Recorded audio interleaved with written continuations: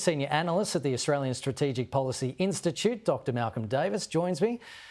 Thanks so much for your time, Malcolm, and it's good to see you again. What do you make of this conversation between President Biden and Xi Jinping? How significant is it? Oh, thanks, Kenny. Look, I think it is, quite significant. It's obviously important whenever the two leaders of the two world's most powerful countries speak.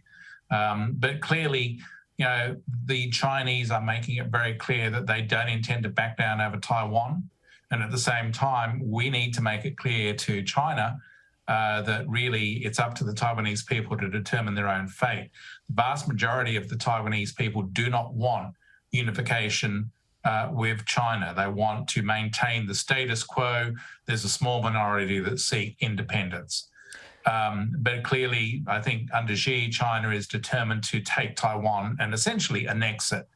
And I think their first step in that regard is trying to control the Taiwan Strait. So the Chinese are making it clear to President Biden that they're claiming the entirety of the Taiwan Straits as Chinese waters.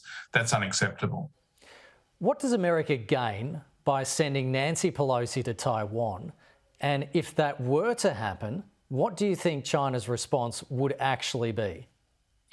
Look, I think it's important that she go because essentially if she doesn't go, then the Chinese have effectively coerced the second in line for the Oval Office into backing down on what is her right to decide her own travel plans. And more broadly, they've coerced and forced the United States into a humiliating back down over its relationship with Taiwan. Nancy Pelosi going to Taipei sends a strong message to Taiwan and to the region that the United States is not going to sit by and watch a Western liberal democracy of 24 million people be essentially forcibly incorporated into an authoritarian state like China. And I think that President Biden has already suggested personally that he feels that Taiwan should be defended. His White House staff, sadly, walked that back. But I think that the period of relying on strategic ambiguity, whereby the US doesn't really make it clear what their response would be in the face of a Chinese attack on Taiwan, needs to come to an end. And I think that Pelosi going to Taipei is an important step in that process.